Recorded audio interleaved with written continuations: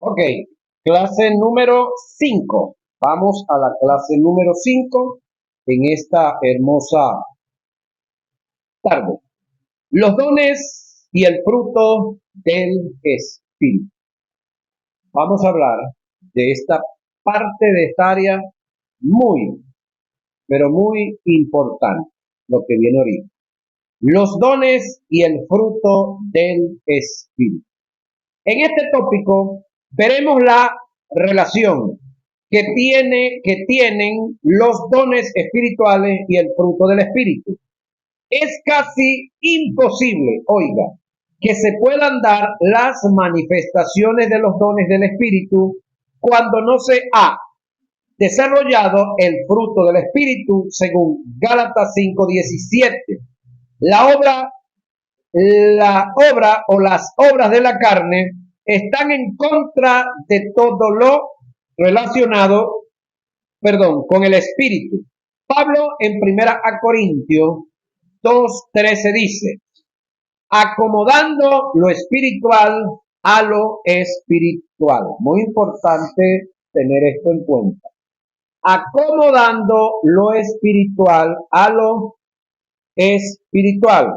El término acomodar del griego es suncrino, que indica ajustar, combinar, adaptar. Según el apóstol, nada de lo que hagas en la carne, oiga, se va a familiarizar con el espíritu o viceversa. Por esta causa, pongo en duda de quien no haya perfeccionado su carácter en los valores y los principios del fruto del Espíritu y haya hecho de ellos una vivencia. Pueda el Espíritu Santo manifestar los dones a través de él. Es decir, debemos entender que los dones son una manifestación del mover del Espíritu en la vida de un hombre para cumplir un propósito específico, mientras que el fruto es el carácter del Espíritu Santo en la vida de un hombre para el desarrollo de dicho propósito. Sin el fruto del Espíritu desarrollado en un hombre, se corre el riesgo de exponer a los dones al mal uso. Pablo describe en primera a Corintios 13:1 situaciones hipotéticas o supuestos negados, porque es imposible que el Espíritu Santo utilice a una persona en los dones hacia otra persona si no ha sido su carácter disciplinado y perfeccionado en los valores del fruto del Espíritu, según el apóstol Pablo. Sin el amor, todos los dones carecen de significado. Una persona que desarrolle un don espiritual sin el desarrollo del fruto, la manifestación de dicho don pierde credibilidad por la condición del carnal que lo está manifestando. Según Pablo, se va más seguro en la manifestación de un fruto que en la de un don. Si me pones a escoger entre un creyente que tenga dones y otro que ha desarrollado el fruto del Espíritu, me quedo con el que manifiesta el fruto, por la sencilla razón que el diablo puede imitar los dones del Espíritu, pero no va a inspirar a nadie que se mueva en el fruto del Espíritu. Analicemos el contraste que hay en la manifestación de los dones espirituales sin manifestar el amor. Pablo dejó escrito lo siguiente, que es lo que dice Pablo: si yo hablase lenguas humanas y angélicas y no tengo amor, vengo a ser como metal que resuena o címbalo que retiñe. Muy importante analizar esto como dijo alguien por ahí, con cabeza fría y nervios de acero. Oiga Pablo hablando de él. Si yo hablase lenguas humanas, que las hablamos, y angélicas, que las hablo, creo que algunos de los que están aquí, los que me ven y me oyen, también las habla, y no tengo amor, oiga la expresión tajante de Pablo, y no tengo amor, dura esta expresión, vengo a ser como metal que resuena o címbalo que retiñe. El término no tengo amor quiere decir que yo no he nacido de nuevo, porque todos los nacidos de nuevo tenemos una promesa en Romanos 5:5. Y el Espíritu Santo, o Dios a través del Espíritu Santo, ha derramado sobre todos los nacidos de nuevo su amor en nosotros. Y hablando de su amor, es del ágape. ¿Sí? Ahora, aquí hay una verdad que debemos analizar y tomar en cuenta, y que tiene que ver con escala de valores. La verdad del asunto es que lo que resuena es el címbalo y lo que retiñe es el metal. ¿Por qué Pablo intercambia los efectos en dichos elementos? La respuesta es que así de intercambiado, confundido y errado están todos aquellos que pretenden hablar en lengua, hablando lenguas del espíritu, sí, sí, sin caminar en el amor. ¿Sí? Hablar en lengua sin caminar en el amor. Es decir, todo el que hable lenguas sin haber nacido de nuevo no pueden ser lenguas angelicales. Porque allí cerquita en el Yaracuy y aquí en algunos sitios por ahí la gente se reúne, hacen sus cultos, hacen sus cuestiones, hacen sus ensalmes y sus cuestiones y hablan en lengua también. Pregunto, ¿y esa gente tiene el ágape de Dios? No, pero hablan en lengua. Es que el problema no es hablar en lengua. El problema o la base del asunto es, primero, que el amor de Dios esté en nosotros. Una vez que el amor de Dios está en nosotros, que aquí viene la otra, una vez que el amor de Dios ya está en nosotros, hemos nacido de nuevo, entonces es imposible que el otro venga a hablar por nuestra boca. ¿Sí? Ahora, tenemos el problema de muchos nacidos de nuevo que están repitiendo lenguas aprendidas. Ese es otro problema que tenemos. Porque yo escuché a Pedro diciendo tal cosa y como yo fui a un culto por allá en la Carucieña y yo quiero impresionar y Pedro no está ahí, entonces yo me pongo a hablar en las lenguas que yo le escuché a Pedro porque me las grabé, las aprendí. Es más, tenemos gente, algunos enseñadores, que a este nivel, escuché un caso de uno que le decía, párese en el espejo y usted comienza a decir y a hablar hasta que habla en lengua. Y entonces repita lo que usted escuchó a Pedro decir. Y hay gente que se pone a repetir como unos loros. Porque no entienden que el asunto no es una expresión, es una palabra o una lengua que viene del espíritu, si fuera necesario. Ahora el detalle está, si yo no hablo en lengua, no tengo el espíritu. No, porque ninguno de los profetas del Antiguo Testamento hablaron en lengua. Y Cristo que que nació, vivió y se desarrolló en el Antiguo Testamento, tampoco habló en lengua. Y el Espíritu Santo estuvo temporalmente en los profetas en el Antiguo Testamento y escribieron todo lo que escribieron inspirados por el Espíritu y ninguno habló en lengua. Y en Cristo estuvo 3 años y medio y tampoco habló en lengua. Pero hay gente que se aferran que si no hablas en lengua, no tienes al Espíritu.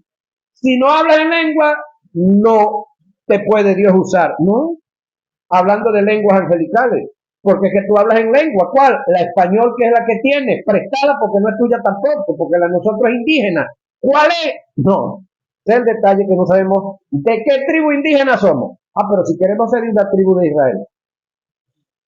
Pero hemos analizado nosotros moralmente esa nación, ese pueblo, para querernos parecer a ese pueblo. Escuché de un predicador que se empeñó en oración y le decía a Dios, yo quiero ser como Moisés, yo quiero ser como esos hombres antiguos tuyos del Antiguo Testamento. Y él dice que Dios, pues, en En su empeño, un día le mostró a Moisés cuando estaba matando al egipcio, cuando corrió y lo enterró y dejó la cosa por allá tapada. Y le dice Dios por el Espíritu, ¿todavía quieres parecerte a Moisés?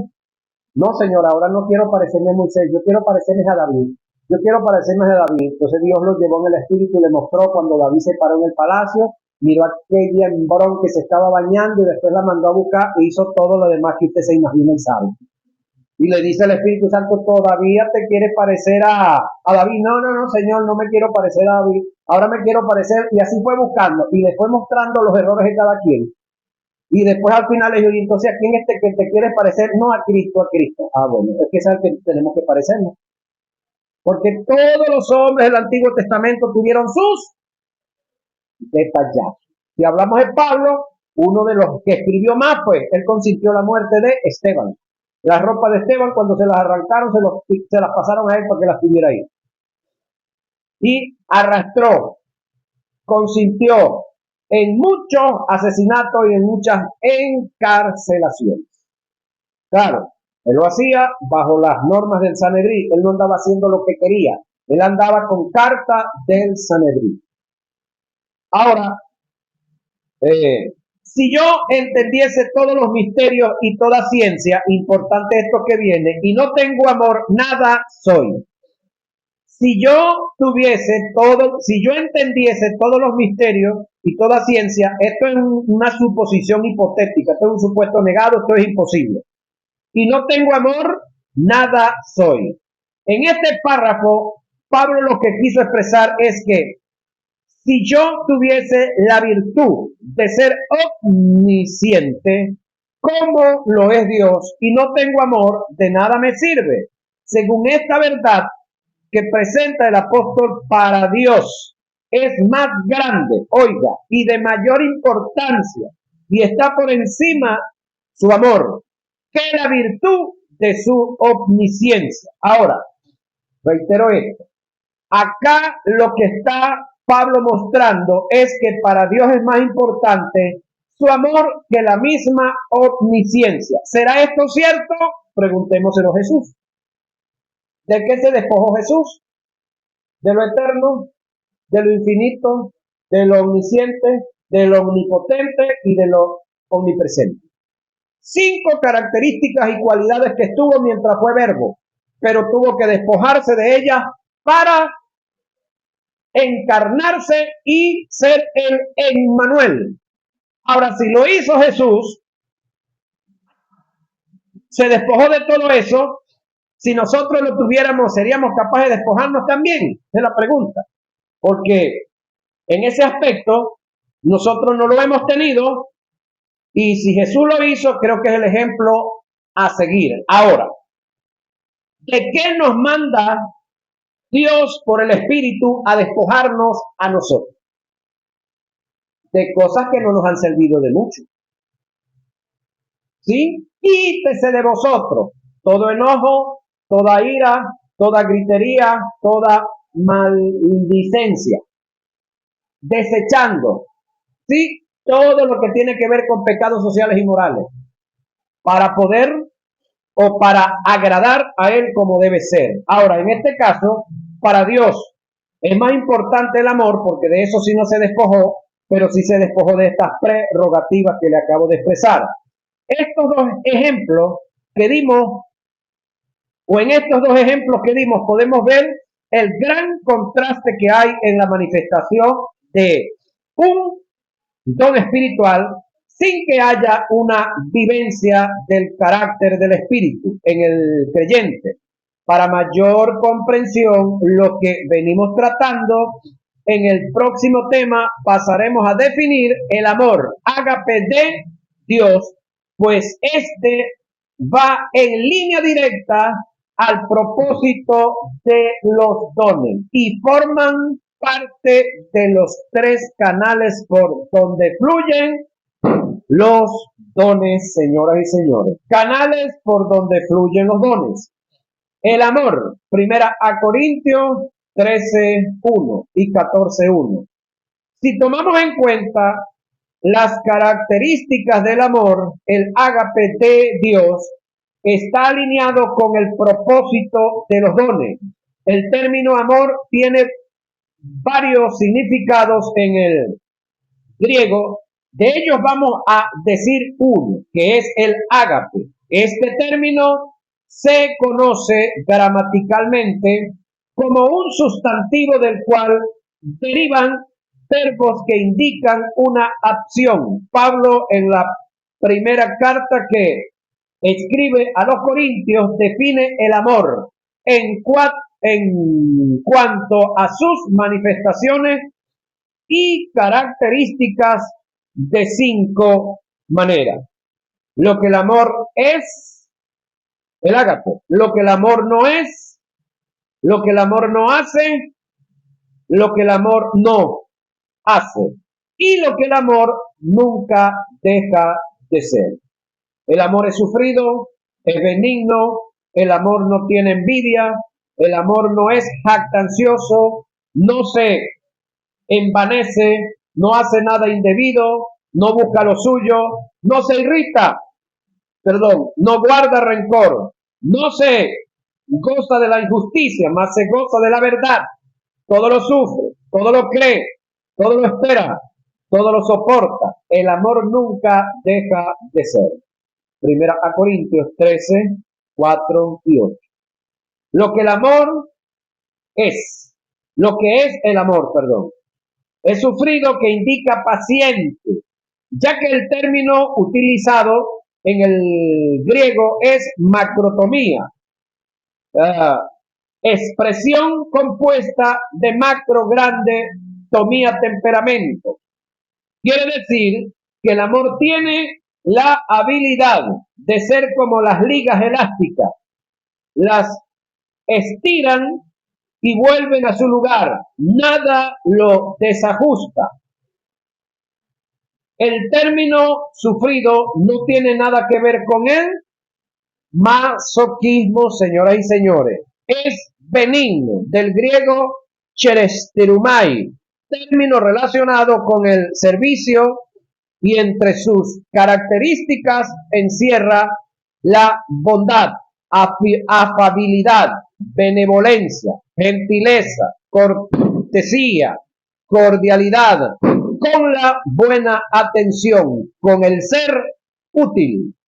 Lo que no es el amor, no es envidioso, envidia del griego celo, de donde se deriva el sustantivo celo, y sus verbos debemos entender que existe una diferencia entre los celos y la envidia.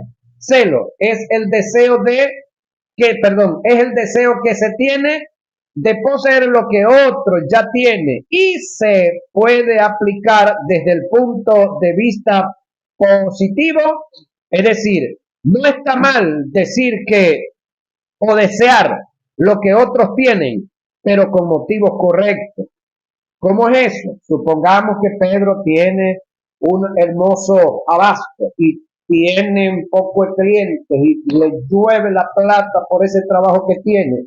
No está mal que un día llegue Carmen por allá y diga: Señor, qué bueno que el hermano Pedro, tú le diste este negocio, tú le diste esta bendición, y de ahí él ayuda a los hermanos, de ahí él paga las clases, de ahí él hace esto, hace aquello y lo otro, Señor. Que él lo disfrute, Señor. Pero ¿será que tú me puedes dar a uno a mí también para allá, para el sitio donde yo estoy? Yo no le voy a quitar los clientes de él. Yo es para solventar muchas áreas económicas, para ayudar a otros y a otros, Señor. Ayúdame para que yo también lo pueda tener. Eso está chido. Pero mal es que tú digas: ¿y por qué Pedro? Porque tiene el pelo liso, ¿no? Porque era maderero. ¿Qué tiene Pedro que no tengo yo? Ahí está la actitud. Y eso aplica para todo. ¿Sí? Entonces, no está mal el desear lo que otros tienen, pero con motivos correctos. Entonces, el celo que se tiene de poseer lo que otros ya tienen, y se puede aplicar desde el punto de vista positivo. Es decir, no está mal desear lo que otros tienen, pero con motivos correctos y deseando que él lo disfrute, lo que Dios le ha dado, que Dios le dé larga vida y que pueda disfrutar y seguir ayudando a otros. Segunda a Corintios 11:2, Gálatas 4:17 y Santiago 4:5. El celo desde el punto de vista negativo, aquí donde está lo malo, se puede conducir a la envidia, Hechos 7:9, Romanos 10:2. El celo se conoce también como el no compartir lo que se tiene. El celo desde el punto de vista negativo también te puede conducir al egoísmo y a la violencia. Santiago 3:16. Porque donde hay celo y contienda, allí hay perturbación y toda obra perversa. Santiago 3:16. Se puede celar positivamente con motivos correctos. Sí, Juan 2:17. Jesús tuvo celo por el templo. También hay cosas que Dios nos da y debemos cuidarlas con mucho celo. No las debemos compartir. Envidia es el sentimiento negativo de disgusto producido por ser testigo o oír de la prosperidad de otro. Es decir, lo que otros tienen, pero no queriendo que ellos lo tengan. Santiago 4:1 y 3. La psicología enseña que el celo y la envidia, desde el punto de vista negativo, se reflejan por la falta de identidad que se tenga de lo que somos y tenemos, y de la importancia al no producir lo que otros producen. Y esto trae como resultado los atracos, el robo, el secuestro. De esto da testimonio la Biblia. Santiago 4:1 y 2. ¿De dónde vienen las guerras y los pleitos entre vosotros? ¿No es de vuestras pasiones, las cuales, oiga, combaten en vuestros miembros? Codiciáis y no tenéis, matáis y ardéis de envidia y no podéis alcanzar, combatís y lucháis, pero no tenéis lo que queréis. Santiago 4:1 y 2. Ahora, hermanos queridos, esto sucede entre individuos del nivel social en el que estamos nosotros, pero suele suceder también en otros individuos que están en otro nivel. Y en otro nivel, hablando a nivel de gobiernos. Y supiera usted hasta cierto punto por qué tenemos supuestamente, no sé, 10, 12 barcos alrededor, aviones por demás, portaaviones y un submarino por ahí alrededor de nosotros. ¿Usted cree que es meramente por droga? Ya hubiesen capturado a Ecuador, ya hubiesen capturado a Colombia hace rato, y ahí nada más tienen 8 o 9 bases militares. Cuando llegaron, la cantidad de producción, por decir un número, eran 100.000 hectáreas y ahorita ya pisan las 300.000. ¿Cree usted por qué esto? Se lo reitero otra vez. ¿De dónde vienen las guerras? Países. Y los pleitos entre vosotros no es de vuestras pasiones, las cuales combaten en vuestros miembros. Codiciáis y no tenéis, matáis, ardéis de envidia y no podéis alcanzar, combatís y lucháis, pero no tenéis lo que deseáis. Esto no solamente tiene que ver con los creyentes cuando andan en la carne, esto tiene que ver con las familias cuando andan en la carne, esto tiene que ver con las comunidades, con los barrios, con la banda de este barrio, con la del otro, con el PRAN que está en este sitio, el que está en el otro lado, y esto tiene que ver con todos los niveles sociales de nuestra sociedad, señoras y señores. Ahora, ¿vio aquí que Dios no mete el diablo por ningún lado? Entonces los pleitos y la guerra no tienen nada. Que el diablo se beneficia de eso. Y cuando los hombres caen en este error de su concupiscencia, el diablo hace y deshace, sí. Pero no es el diablo el que tiene a esa gente peleando. ¿Se escuchó eso, verdad? Porque es que es muy fácil meter al diablo en todas estas cuestiones y entonces salvaguardar nosotros nuestra responsabilidad. Porque si fuera por diablo, hermano, hay gente a nivel mundial orando y reprendiendo al diablo para que no hayan guerra. ¿Por qué siguen habiendo las guerras? Porque no es cuestión del diablo, es cuestión de la gente, de la terquedad, de lo porfiado, de la envidia. Porque si por diablo fuera, no hubieran guerra. Hay gente a nivel de muchos países orando, ayunando y vigilando, pero no tiene nada que ver con eso. Ahora, cuando estamos identificados con lo que somos y tenemos en Jesús y conocemos el potencial con el cual contamos y lo ponemos a producir, no hay lugar para la envidia ni para el celo. Nunca olvides que la manifestación de un don no es para producir rivalidad ni celo. Esto está en contraste con el carácter de Dios. No es jactancioso el amor, del griego perperumai. Está relacionado con el ser fanfarrón, charlatán. Se aplica a alguien que se alaba a sí mismo con el fin de sobreponerse y humillar a los demás. Es el tipo de persona arrogante, soberbia, todo lo contrario a la humildad. El que ama con el ágape de Dios no cae en este terreno. La jactancia te lleva al envanecimiento. Ahora, ¿qué es envanecerse? ¿Se ha analizado usted un día esa palabra? Envanecerse.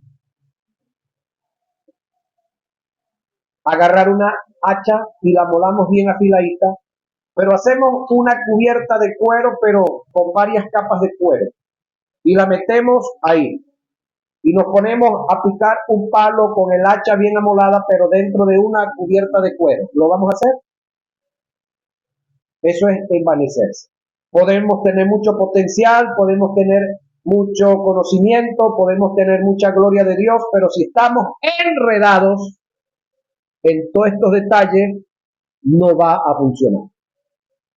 El hacha hay que quitarle todos esos lastres, hay que quitarle la cubierta que tiene, y a cualquier instrumento, que esto tiene que ver con despojarnos del mundo y de todo tipo de pecado, para poder ser útil para Dios y poder manifestar el ágape. Lo que no hace el amor, no hace nada indebido. El término en griego es agemoneo, que indica indecoroso. Cuando se lee el texto original dice, el amor no actúa indecorosamente, es decir, no hace nada vergonzoso, deshonroso, indecente. Indica que el amor tiene el respeto por el prójimo, impulsa a todo lo que es propio y decente en la vida y salva de todo lo impropio e indecente. Es decir, el amor no hace nada indebido, no busca lo suyo. El amor cristiano es directamente opuesto a la búsqueda de lo suyo. El egoísmo, el amor no puede,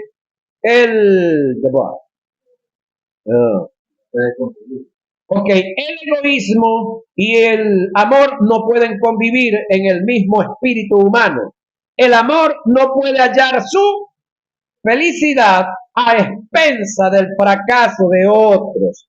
El amor motiva al cristiano a buscar el bienestar de otros, aún a costa de trabajo, abnegación y sacrificio personal. El amor y el egoísmo no son compatibles.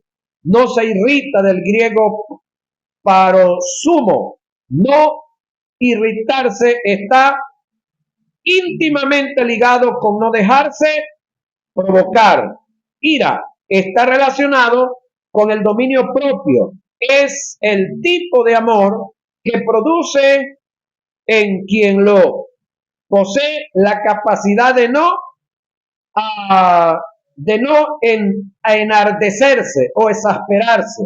El amor no es quisquilloso ni hipersensible, no se ofende con facilidad. Solo el amor puede superar los insultos, ofensas, agravios, censura que puedan presentarse en nuestro diario andar. No guarda rencor. Leyéndolo del texto original, lo describe de la siguiente manera.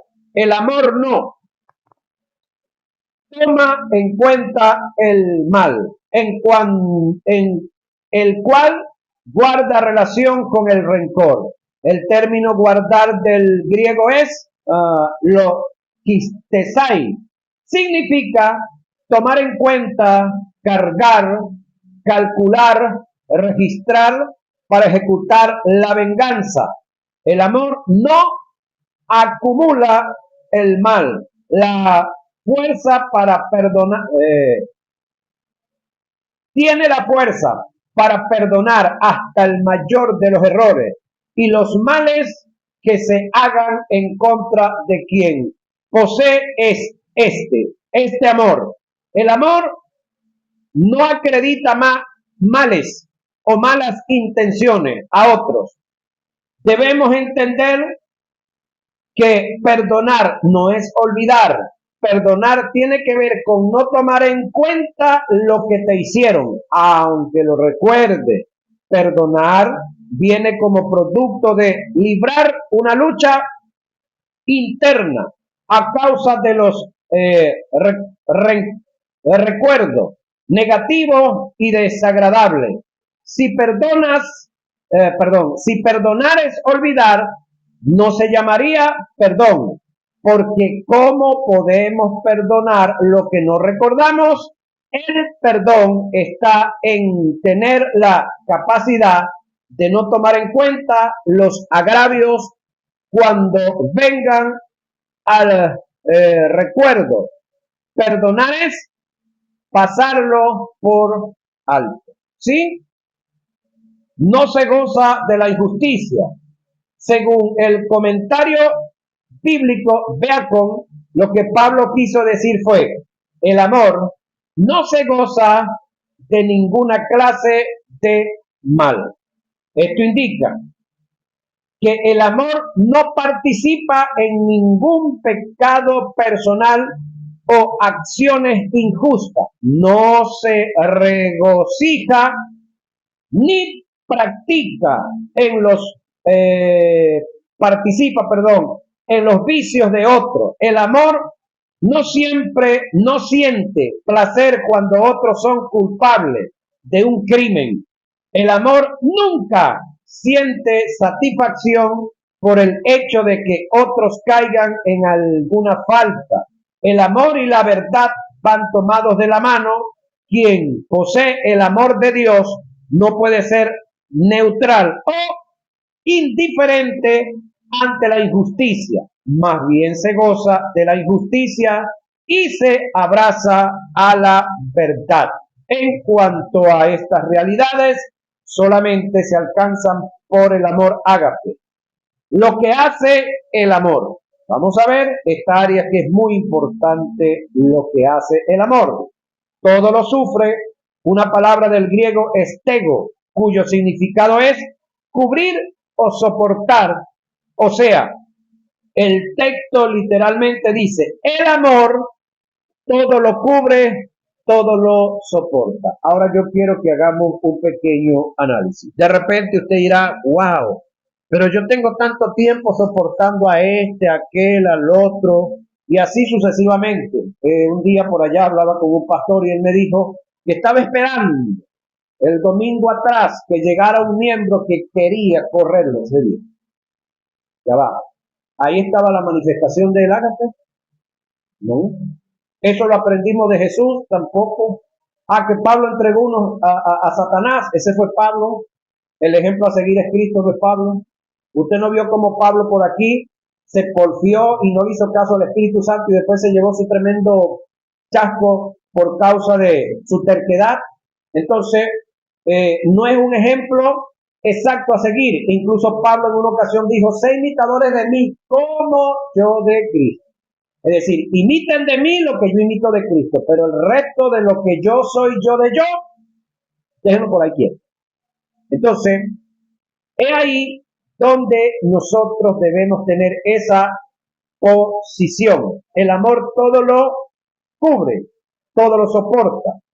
Soportar indica, reitero, cubrir, silenciar, mantener en confidencia todos los males que vengan en contra de ti. La palabra encierra la idea de ser paciente. El amor puede ahuyentar el resentimiento y espera lo mejor de las personas, aun cuando las apariencias estén contra ella o digan lo contrario. El amor pasa por alto todos los errores, por muy graves que sean.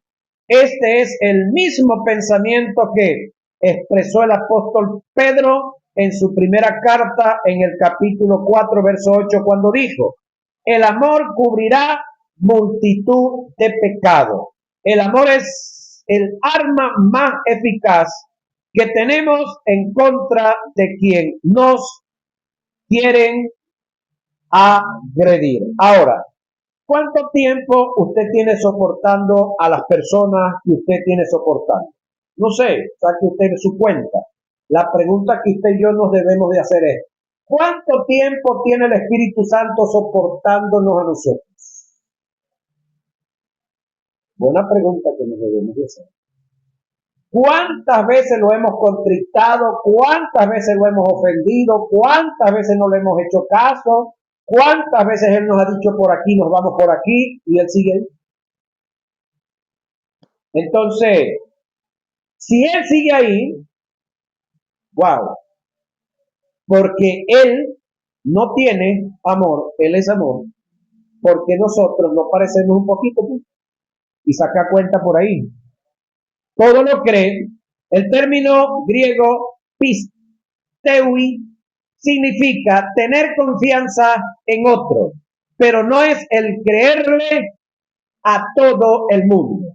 El todo lo cree indica la capacidad del amor ágape de no desconfiar de la persona que ama y a su vez tiene la virtud de seguir confiando en las personas que ama, independientemente de las veces que le hayan fallado o traicionado. Ese es el amor ágape de Dios. A Él no le importa cuántas veces lo hayas traicionado o le hayas faltado. No importa cuántas veces hayas pecado contra Él. Él sigue confiando y creyendo en ti. Quien ama no tiene límites para confiar en el ser que ama. El amor es capaz de generar confianza. Todo lo espera. Del griego el piso. Cuando el texto dice el amor todo lo espera, quiere decir el amor no pierde la esperanza de una enmienda, de una recuperación moral o espiritual. El amor rehúsa tener por definitivo el fracaso. El amor ve el lado brillante de las cosas. El amor mantiene una esperanza hasta que toda posibilidad de tal resultado se ha desvanecido. Es capaz de agotar todos los recursos con el fin de restaurar las cosas. El amor no se desespera. El que ama no se cansa de esperar.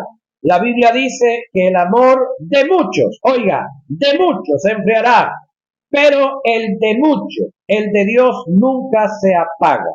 Ahora, todo lo soporta, del griego upomeneis, denota un término compuesto, upo, bajo, y menei, permanecer, indica quedarse bajo una gran carga, y poder resistirla indica ser el fundamento donde descansa el peso de las mayores traiciones, desilusiones, difamaciones, aflicciones, persecuciones, incluyendo las mayores injusticias, y no ser triturado por ella, sino resistirla con la fuerza del amor, ágape, sin que quede ningún tipo de resentimiento negativo. Lo que el amor nunca deja de ser, el amor nunca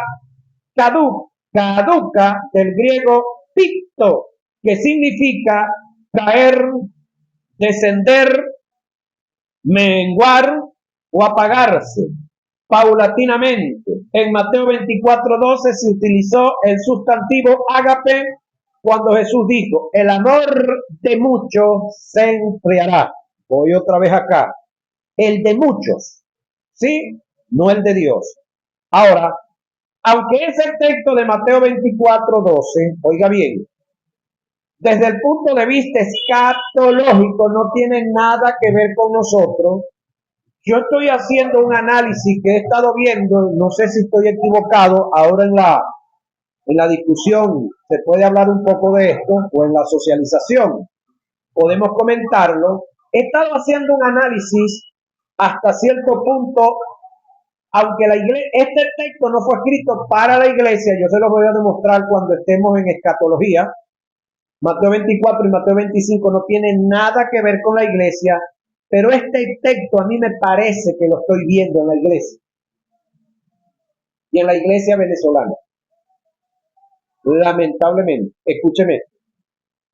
Una cantidad de hombres y mujeres que se fueron de aquí porque desde el punto de vista económico, social, no estaban percibiendo ni teniendo lo que querían, lo que deseaban. Y se fueron de acá.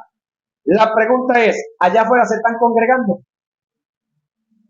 Todos o la gran mayoría de los que se fueron allá están descarrilados. Y los que están trabajando están comiendo, bebiendo, vistiéndose. Muchos de ellos ni siquiera le están mandando a la familia. Muchos casados que se fue uno adelante y el otro atrás. Cuando llegó ella, ya él tenía otra. Cuando llegó él, ya ella tenía otro. Estamos hablando de evangélicos, no estamos hablando de inconversos. Lo otro es que de allá para acá están mandando frente a esa gente.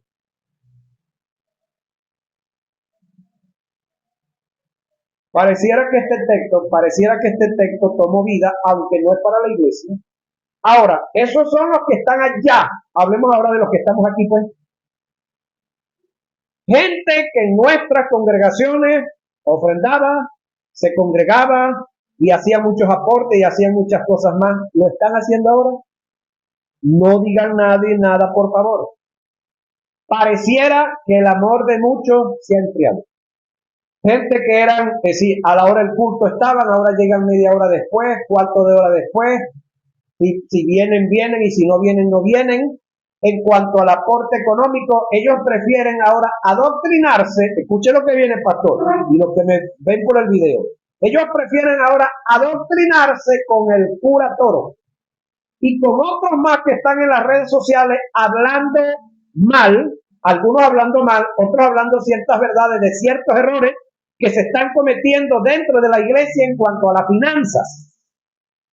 Y esto los ha llevado que ahora le están haciendo caso a otros donde no se congregan, donde no los evangelizan, donde cuando tienen problemas de salud no reciben una visita de esos sujetos, y cuando han estado en algún problema judicial o en algún problema de enfermedad nunca han recibido ni siquiera un consejito de esos individuos, pero sí le están haciendo caso de lo que ellos presentan en las redes sociales, que son textos torcidos, descontextualizados.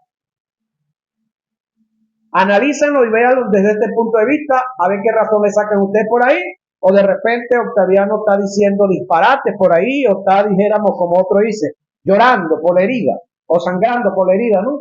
Estoy viendo eso. Ahora, el amor de muchos se enfriará, Esto teológicamente, desde una explicación, perdón, esto teológicamente debe tener una explicación, el texto. Si no, habría un contraste entre lo dicho por Jesús y el apóstol Pablo al decir que el amor ágape no caduca. La explicación está en que lo dicho por Pablo en a Corintios 13:8, 13:8, el amor nunca deja de ser, está en contraste con las lenguas y la profecía, que sí dejarán de ser, ya que ya que la nueva vida tendrá su fundamento en el amor y la justicia, no en ningún tipo de dones espirituales. Entonces, en la relación que hay, es que los dones van a caducar, ¿sí? Pero el amor va a estar permanente. Los dones todos van a caducar. E incluso, eh, hablando del don de lengua, que es una lengua espiritual, no tiene que ver con lenguas terrenales, lenguas humanas.